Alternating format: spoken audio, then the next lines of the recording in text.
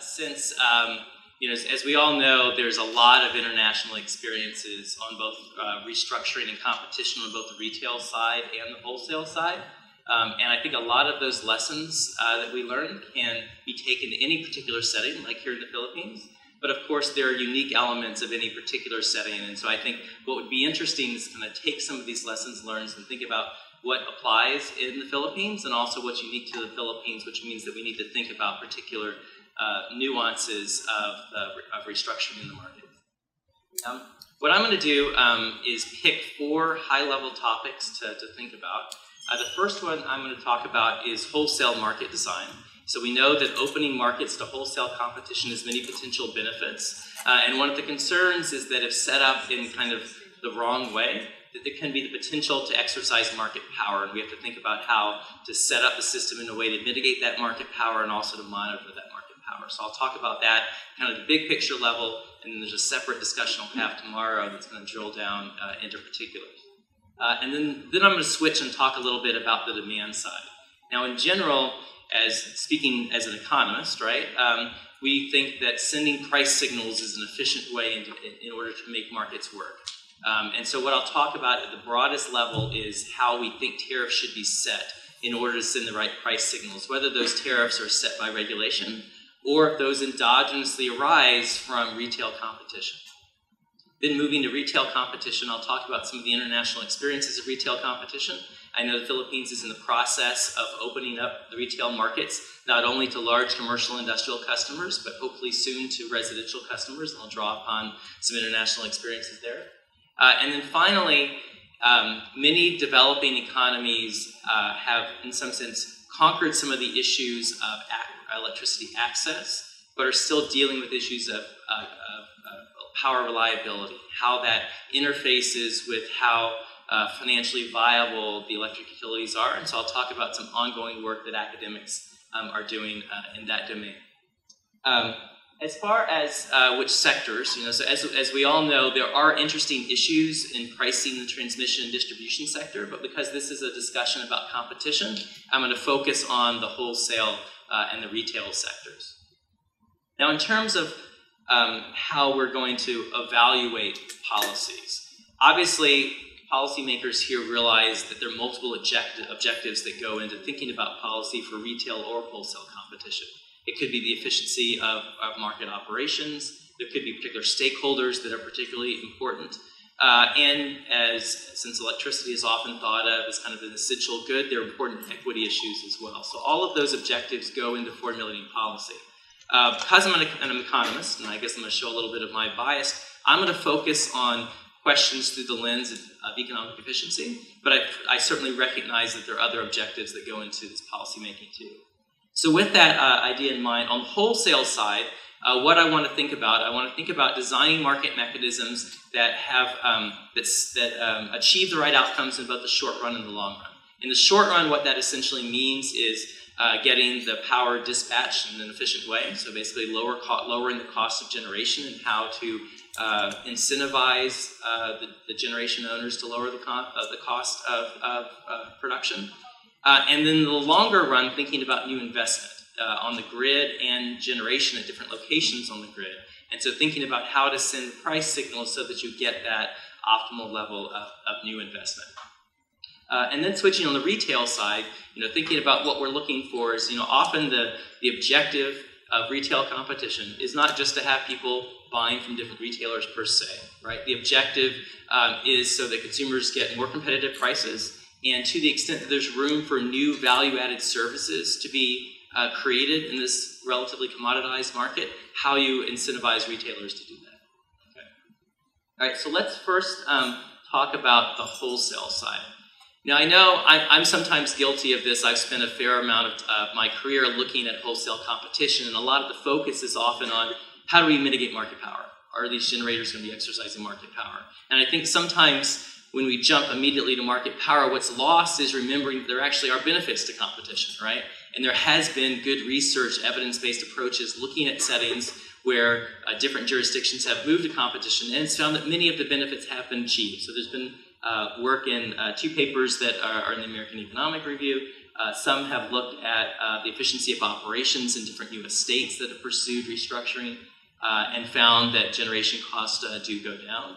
And then also, more recent work has looked at when organized markets expand, or so-called ISOs expand to areas that were not under the ISO, that you're pulling in generation, lower cost generation that otherwise was not called to produce.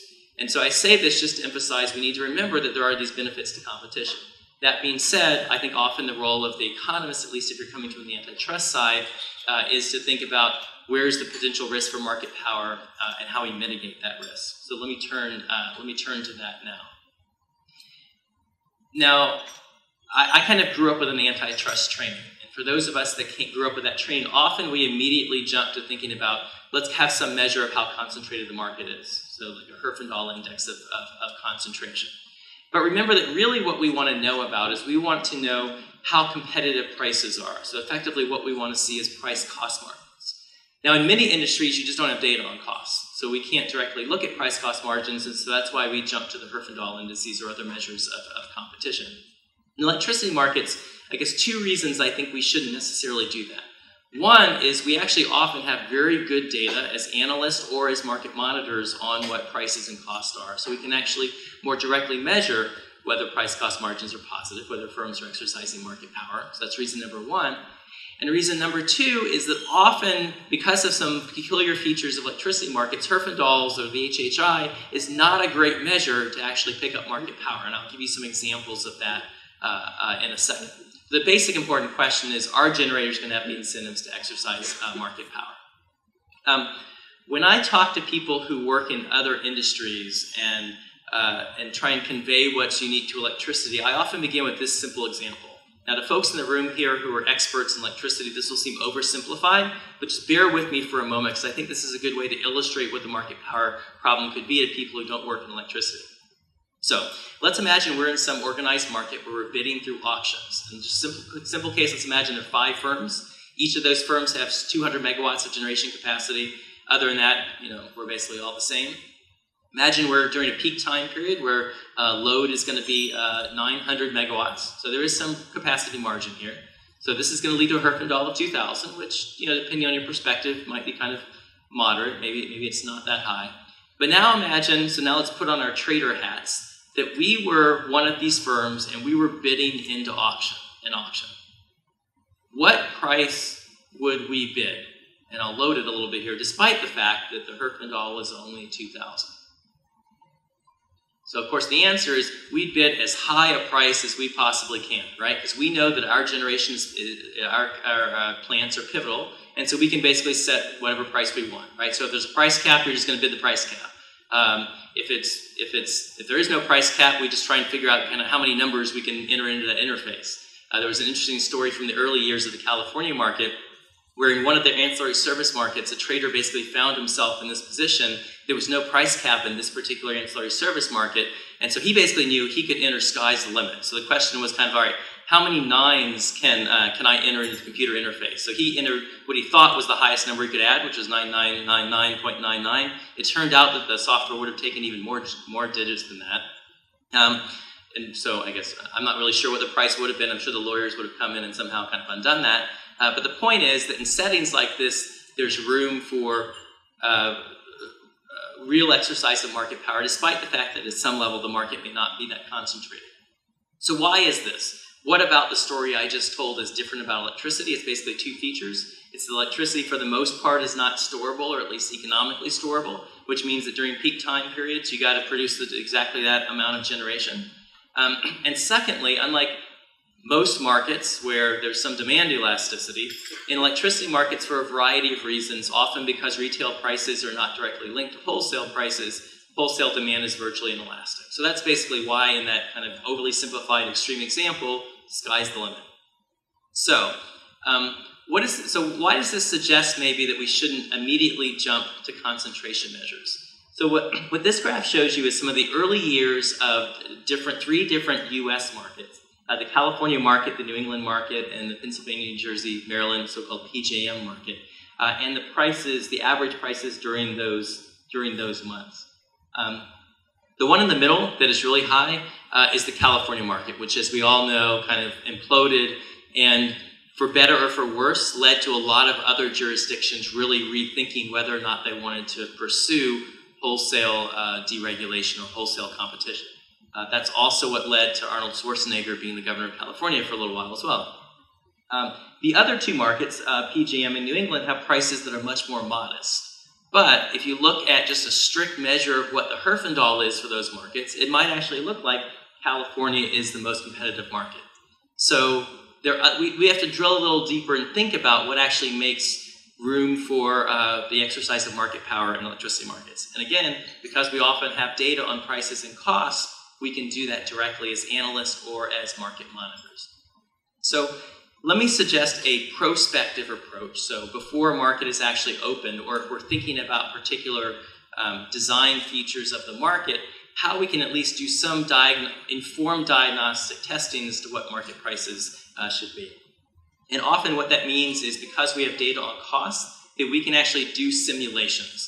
And so like one of the standard approaches would be a Cournot simulation, which is basically kind of the simplest version of a static model of competition. So it would rule out collusion or any sort of dynamic pricing. And so what we can basically do, if we've got data on cost and we've got some variation, we've got basically different load shapes, is we can do a simulation and ask if each firm is individually maximizing prices, given maximizing profits, given what other firms are doing, what would happen in the market? Or by what would happen, I mean what would prices be, what would generation be, and what would costs be? Now, tomorrow in an extended discussion, I'll talk about some of the details of this, but I think, at the highest level, we can kind of imagine what this would be. And the basic upshot of when you apply this technology or this tool, diagnostic tool, to a variety of different settings, is that during peak times, prices can be very high. There can be high margins. Just to illustrate this, here is a figure from a paper that did this exercise for the California market before the California market started, and certainly before the California market imploded, where the vertical axis is price, and the horizontal axis is basically some measure of kind of off-peak to peak, essentially. As you go to the right is during higher demand periods. So the bottom shows you what the competitive price would be, and the top, the one with the little square, shows you what a simulation of a unilateral market power price would be, a so-called Cournot equilibrium price. And as you can see, during off-peak times, it's pretty competitive, but during peak times, prices are extremely high. So just to emphasize that, that's suggesting, margins of over $150 per megawatt hour during many peak intervals. So this is what's suggesting that certainly during peak times, this is less extreme than that little silly example I began with, but during peak times, there's room for a lot of exercise of market power. Now, what fundamentally is driving a firm to exercise market power? Basically, what's driving it is a firm has a large net position. So effectively, if a firm is a large net seller, then that's going to provide them the incentive to bid higher prices or to withhold capacity. So essentially, the way to think about it, if for some reason a firm has load obligations of 1,000 megawatts for whatever reason, maybe it's signed some contracts or maybe it just has native load that it's required to serve, that it doesn't have an incentive to exercise market power until it's already producing 1,000 megawatts. Okay. And so what this suggests is what we should be thinking about is what are sources of load obligations, whether those are arising through regulation or through some other choice the firms are making. The higher the load obligations, the more likely that at least during peak time periods, the firms are not going to be able to raise prices.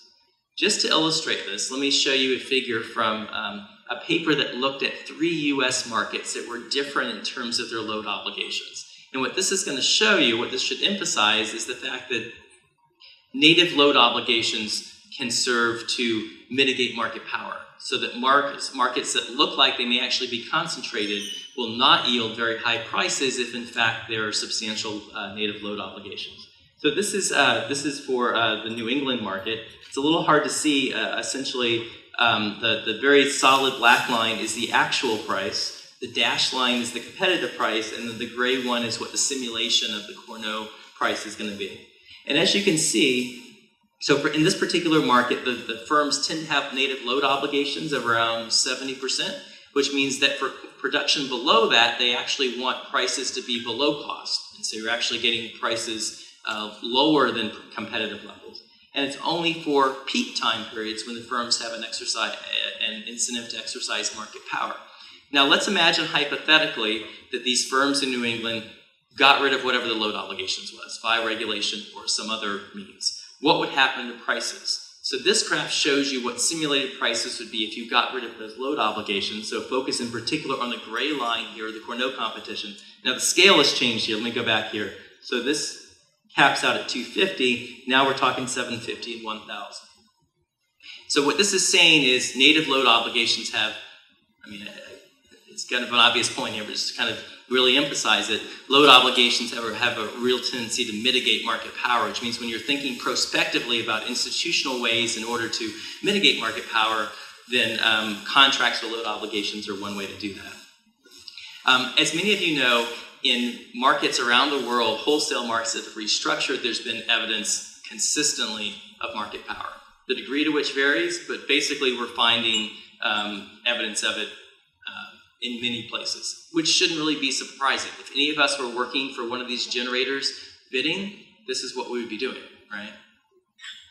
Okay, so if what matters is the firm's position, net position, what are the factors that could create this net position and mitigate market power? So one could be, I guess I kind of repeatedly use the term native load obligations. By that, what I mean is what happened in some of the US markets is when there was divestiture of the generation side, the utility was still required to serve customers, a fixed set of customers, at fixed prices, which essentially meant that until it was selling, say, more than 70% of its capacity, it actually wanted prices to be low. So one way is from native load obligations. Another would be if through either regulation or through bilateral contracting, the firm signs long-term contracts at some fixed price.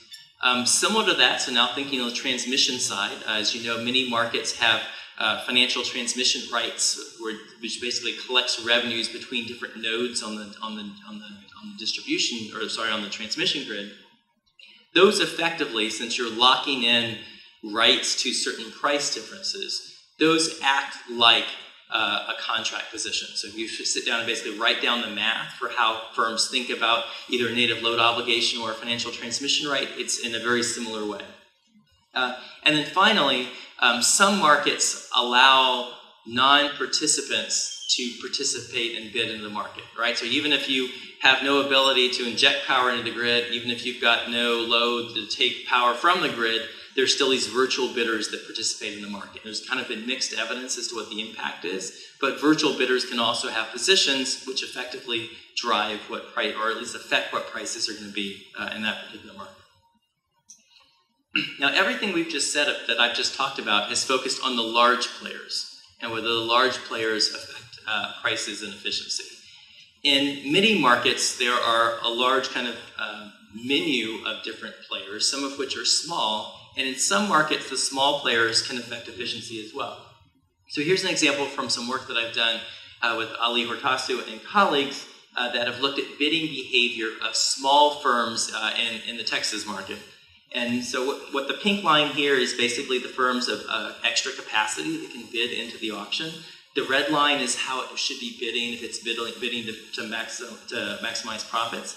And the green line is its actual bid function. So effectively, it's not bidding capacity into the market. Sometimes this firm and others like it have low-cost generation, which means market efficiency is impacted. So the upshot is essentially we shouldn't focus just on the large firms. We should think about the impact of the small firms as well. So why would small firms, if we're organizing a new market, not participate? It could be for a variety of reasons. It could be rules are very complex. They're just very small participants. It could be their high transaction cost, or in the particular case of Texas, it could be that they're not required. There's no must-offer requirement that requires them to participate in the market. And I'll talk about this more tomorrow.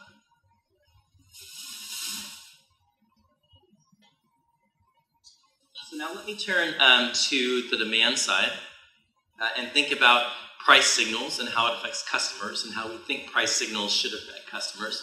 Let me first talk a little bit about tariff design. So if you ask kind of a typical economist, about what tariffs should be like, it's actually much simpler than what tariffs actually look like.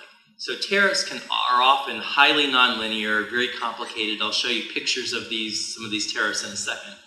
But what the economists will tell you is two things. One is make the price of an additional kilowatt hour, the marginal price, equal to the social cost of producing one more kilowatt hour, where social cost is not only fuel cost, transmission and distribution cost, but it's any externalities, say, associated with local pollution or carbon. And then two, make that price really clear to customers. All right, so now let me contrast that with what we see in practice. So here's a typical tariff function in the US. So there's a fixed component, as many of us have fixed components on our bills, and in this particular case, for the first 250 kilowatt hours, the price of an additional kilowatt hour is about 5 cents, then it goes to about 10 cents up to about 800, and then the marginal price falls back down to about 7 cents. So this is called block tariffs. Sometimes it's increasing, sometimes it's decreasing, but it's block tariffs. Here's an even different, I guess I'll just say, tariff from a utility that we've recently worked with in Ecuador. This utility has large notches in its tariff function. So basically the marginal price of a kilowatt hour is about 4 cents here and 7 cents here, but the 111th kilowatt hour costs between $2 and $3, sometimes $4. But part of the reason for that is it's considered, it's called a dignity tariff, basically an incentive to try and cross-subsidize from hopefully higher income to lower income people. But the point here is that this is clearly not signaling what the marginal price of a kilowatt hour is. So in some ways, I think economists like to beat up on nonlinear tariffs or increasing block tariffs. Now, these tariffs are often good, or they are ways, I'm not going to say they're good ways, but they're ways, well-intentioned ways, in order to deal with equity issues. So effectively, not charge as high prices to the lower users, hopefully lower income, and vice versa for the higher income users. And so if we're going to do that, that's fine. But we have to keep in mind what the consequences are going to be. And the consequences are going to be that we're not necessarily going to discourage consumption if the price is lower than what the true social price is, in particular if it's subsidized. And also, thinking longer run, it's going to mean that some of these people down here are not going to have an incentive to take up energy efficient appliances. And we're working with the utility in Ecuador to try and address that. So the upshot would basically be, if there are equity issues, deal with that with the fixed charge and not by influencing the marginal price. Point two is that once we decide what that price is going to be, make it salient to customers so that they know it, right? This is what markets are supposed to do. They're supposed to signal prices. So here's the bill for a customer that had this tariff function. And you probably can't see it, it's in Spanish, but if I put this in front of you and let you stare at it for a long time, you would see nothing indicating that there is that big notch there. Okay, so it's clearly not indicating to customers what prices are. This is like shooting fish in a barrel here, but basically, if you look at other examples, here's a bill for a utility in the U.S. Can you find the marginal price of electricity on there? If you work hard, if you go to the back and you look at this part that says electric, not the gas part, and you do some addition here, you might be able to figure it out. You have to kind of work hard at it. But in general, utility bills are not very good at signaling what the price is. Often it's because they're bundled in with other commodities that are sold too. Often, and some of these bills don't even have a way to tell you what the marginal price is. It just says, here's how much you use and here's what the total price is. So just to emphasize this point a little bit more, and bear with me, so this will seem like a silly example, a silly way of putting it, but I think it'll help me make my point. So in general economists, right, we want to signal prices, right? So let's just imagine, bear with me, that there was some Martian that was coming down to Earth, okay? So the Martian is very well trained in economics. It turns out they've got really good econ departments up there in Mars, but doesn't know anything about the United States, but really knows about price signals. And the Martian comes down and says, well, look, let's see what these Earthlings do. So they consume, what do? So they drive a whole lot. All right, so that means that what we'd want if the Martian is into price signals is to say, well, when they buy an extra gallon or liter of gasoline, can they tell what the price is? So then they say, well, look at this. They buy at these stations. There are these big signs up front to tell you what the prices are. All right, good job, humans. You're signaling what the prices, marginal prices are. You can see where I'm going with this, right? With an electricity bill, then the Martian says, you know, what is going on here? I don't know why there's no information here that allows me to see what the marginal price is. Now, I'm not quite so naive. I certainly recognize why, just because of a history of a regulatory process, bills in electricity look different than bills for a lot of other commodities. But I guess the point I'm trying to make is, does it really need to be this way? And can we do a better job about signaling prices for electricity, just like we signal prices for gasoline and milk and so many other commodities that we buy? So now let me turn to retail market design. So many jurisdictions around the world have moved to allowing retail competition, and I know there's a movement to do that here in the Philippines as well. So again, with a focus on what's our goal here, right? So the goal is not just to have people buying from other retailers per se, right? It doesn't really matter who we buy from, right? The goal is twofold. It's to have retail electricity priced more competitively and to have innovation into new value-added services to the extent that there's room for that in this commoditized market here. So an important design choice across many jurisdictions that have begun retail competition is, all right, at some point before retail competition, everybody's going to be buying from someone, a regulated or a nationalized company, and then we're going to switch to retail competition. What do we do on day one? Is everybody going to default to the incumbent? Are we going to enforce the incumbent to kind of change its name and everybody's going to default to that provider? Or something could be really extreme is have firms bid, new firms bid in order to get customers on day one.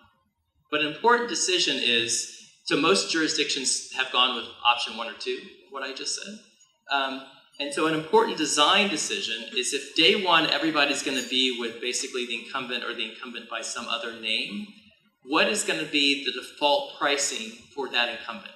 Are you going to force the incumbent to set a price that's low, or is it going to be a fairly high price? So the question is what's going to be the default choice? And ultimately that's going to lead, since that's kind of the starting point, that's going to lead to whatever switching customers either do or don't do once retail competition is open. As you know, around the world, many jurisdictions have opened retail markets to competition. So about half of all households in Europe have competition in either gas or electricity. So when I look for experiences in retail competition, I turn to the UK experience. And in particular, there's been really good work done by Catherine Wadhams at the University of East Anglia, survey-based research and individual data research. And I think there are kind of two upshots that come out of that. One is that you do see consumers switching, but often they don't switch as much as you might think they would switch if they're only interested in price. And sometimes you don't see them switching that much, period. And so it's like a headline calculation from one of Catherine Wadham's papers is that consumers only achieve between about 30 and 50% of all possible savings. And then in separate work in the UK, others have found that perhaps not surprisingly, this is because consumers face barriers to search, and some of those search costs can be pretty significant. I've done some recent work studying retail competition early in the Texas market. In the Texas market, retail competition began in January of 2002. The day one policy was effectively that all residential customers would, by default, be assigned to the incumbent by another name. But they chose an interesting route. The incumbent's price was regulated, and it was regulated to actually be a bit high, to be above competitive levels, intentionally. And the logic, and I'm not saying I necessarily agree with this, but the logic was you want to create retail headroom, like a guaranteed kind of profit margin on the retail side, to encourage retail competition. So even if some of the customers that are kind of inertial are going to stick with the incumbent and they're paying higher here as to how much inertia you might think there is, at least for residential customers, in these retail markets.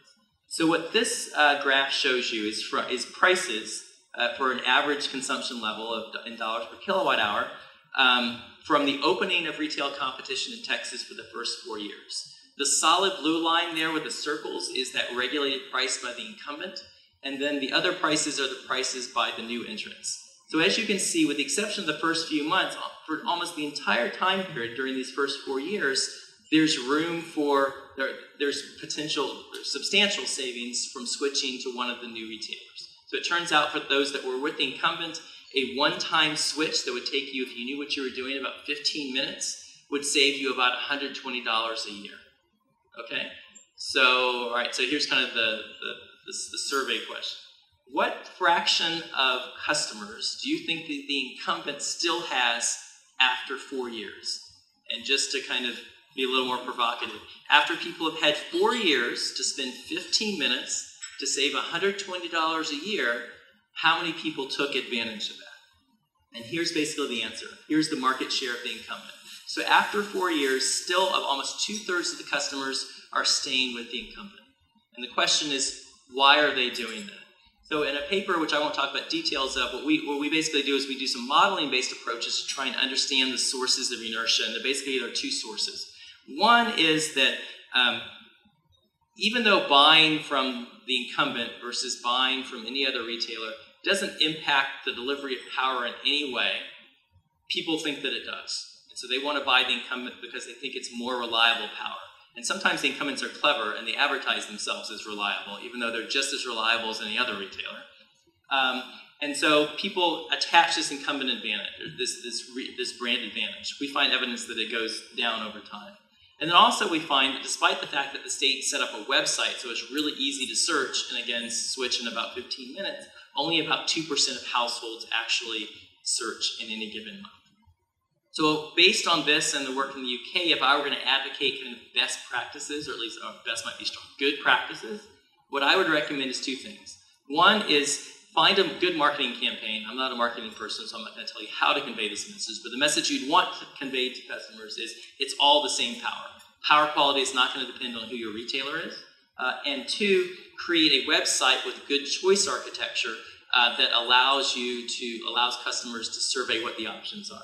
Just to give you a sense of this, here's what the Texas search website looks like. This was set up by the Public Utility Commission. You go in and you enter a postal zip code, and it'll give you a bunch of different options here. It'll allow you to kind of screen on certain characteristics, whether you want fixed price or not, whether you want a green option or not, and click through and choose what who your provider is. Here's another website, I won't name where this is from, that I think has kind of poorer choice architecture. It looks more like an Excel spreadsheet than something that someone from Kayak would design. So the point here is just be thoughtful about choice architecture when designing these, but certainly having go-to one-stop shopping for retail power is valuable. Now finally, I guess kind of wrapping up this section of the talk, economists sometimes sound like broken records, right? We're just saying, send the right price signal, send the right price signal, send the right price signal. There are a whole lot of reasons why that could be politically really difficult to do, and I fully appreciate that. But let's just keep in mind what the downsides are if we're not going to do that. One is, especially if environmental externalities are not priced in, is you're going to have excessive environmental damage, right? Whether that's from local pollutants like SO2 or NOx, or from carbon. And then finally, what that also is going to mean, especially if during peak time periods, some customers, maybe the largest customers, don't see what the true spot price is at that point in time, so-called real-time pricing. If you don't pass that price signal along, then you're going to have kind of excessive demand. You're not going to get good demand response during peak periods, which means you're going to have to build more infrastructure, probably on the generation side, but maybe on the transmission side as well. And in some settings, that might trigger rolling blackouts, where basically the utility has to, in a not very efficient way, decide who's going to get power and who's not going to get power. Finally, let me turn to kind of the last topic, and I'll kind of be brief here, about power reliability. So, in many developing economies, as I said at the outset, in the past, a lot of the issue was electricity access. And fortunately, that problem has been addressed in many locations. So now it's an issue of reliability and how to ensure that the grid is maintained so that there aren't kind of faults that trigger outages, and also that there aren't load shedding events where the utility is required to do some sort of rolling blackouts or load shedding. And in particular, how this is linked to the fiscal health of the utility. So I think we all have a general sense that, that power is important for growth, right? It's not the most sexy input to talk about, right? But it's really important for fostering growth, especially on the manufacturing side. So to document this, there's been some really good research in kind of the economics domain that has tried to credibly estimate what's the real impact of this on growth. There's been work that's looked in India that's looked at the formal manufacturing sector and also in China.